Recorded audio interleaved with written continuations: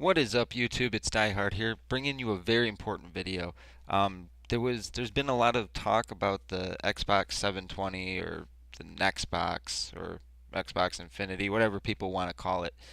But anyways, there was a post that went up on Pastebin by somebody that was a source that was working within Microsoft, and so they were a software engineer, and so they were kind of talking about the rumors as of late, and a lot of the leaks lately have been correct according to the source. And starting with the main, thorn in everybody's side, the always online aspect. It was stated by the source. I'll put the link to it in the description, but um, they basically said that Xbox or Microsoft never intended for it to have to always be online to play single player. So take it for what that is. I mean, one guy says, "Oh, well, that's life. Deal with it," and then somebody else says, "Well, they never intended, they never planned on doing that." So we'll never know for sure until the console comes out. Also, um, the source does state that Microsoft is gonna reveal it in May, and that backs up a lot of rumors about the May 21st reveal, and that the company is working on a set, or it was working on a set of virtual reality glasses to go hand in hand with the console. However, the glasses aren't up to par, I guess, with Microsoft standards. Um, and like I said, the source stated that every leak thus far has been true, and he also said that every new Xbox is going to ship with an Xbox 360 sock for backwards compatibility, and that it will potentially increase the said overall speed and performance of the new Xbox, which more processing power to do whatever. So what that means is you're still going to be able to, or according to these most recent rumors, you're going to still be able to play the new Xbox games on, or the new or Xbox 360 games on the new Xbox, which is cool, for some people that like to play former games on their next gen console. Um, Also, the Kinect 2.0. Not a lot of hardcore gamers like that, but for the more casual gamers, um, they it's supposed to be like,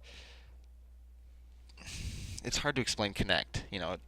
They really want the HDMI 1 port on your TV. They want to get everything there, but really the biggest, I guess, increase is going to be its functionality. And if you ever use the Kinect, you know that there was input lag. Like you would do something, but it wouldn't come up for like 1 second later.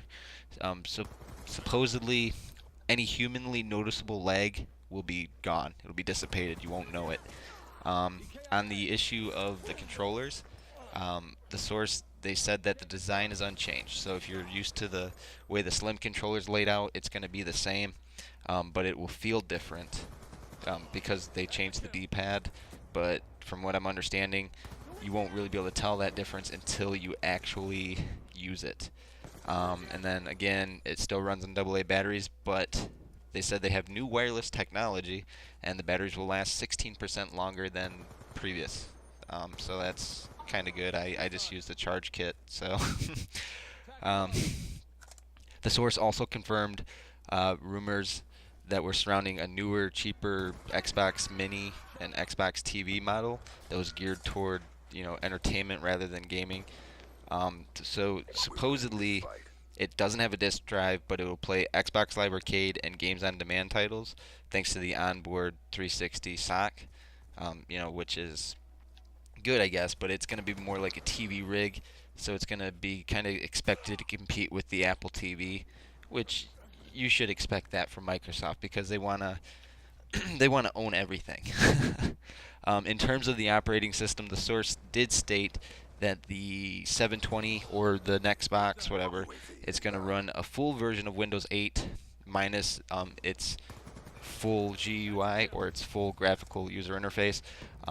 We kind of already have we have like a very early core from Windows 8, like on with the Windows Glass on our Xbox 360s right now. If you ever used Windows 8, you know about the glass panes, and so supposedly the new Xbox is gonna be running Windows 8 Core with, not the same UI, but pretty close.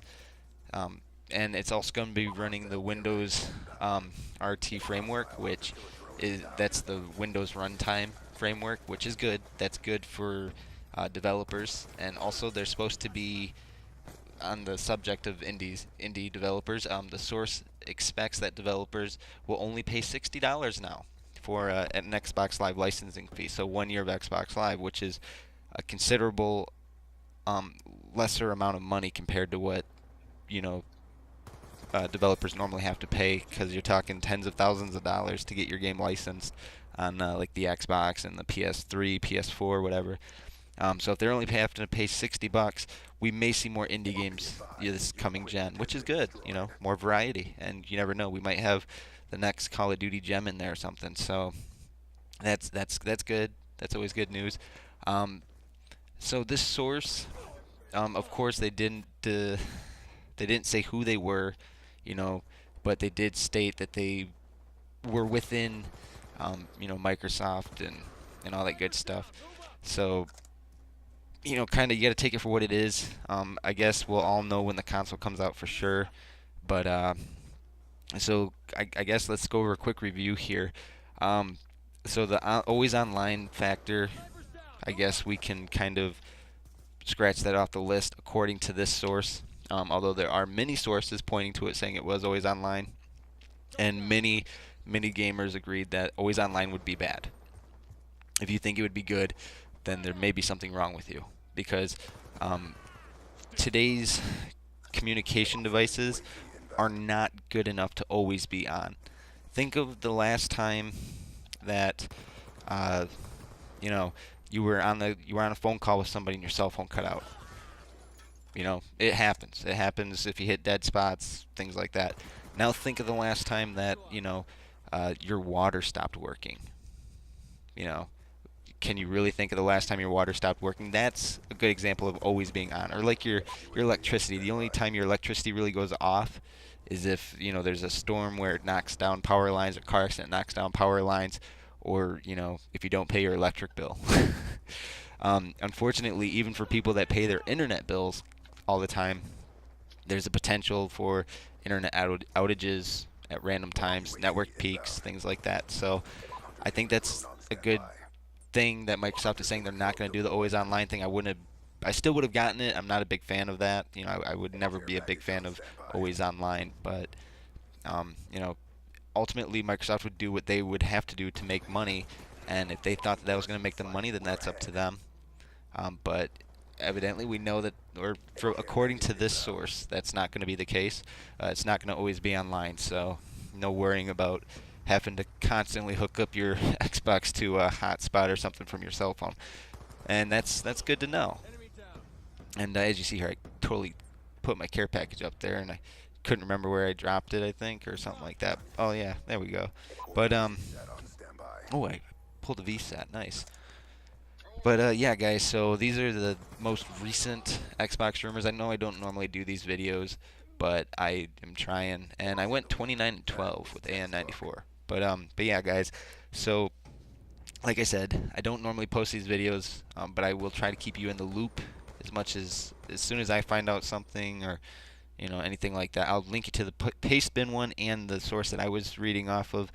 All right, guys. So this is Die Hard, and I will catch you guys later.